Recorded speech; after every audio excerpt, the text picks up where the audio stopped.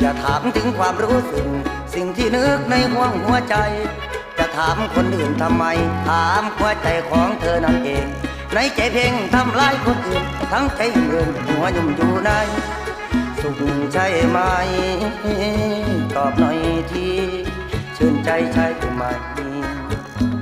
น่าจะดีใจล้นได้ฆ่าคนอย่างที่สมใจสร้างทุกข์บนหลังคนอื่นให้กำกลืนรักก็มองมาเองแกล้งถามว่าโง่เพราะใครตอบก็ได้ฉันพรมเพราะเธอตอบก็ได้ฉันพรมเพราะเธอฉันซึมเซ่อเมาซาอย่าปิ่นปลงกินนวดเหล้าเมาซึมเพราะภัย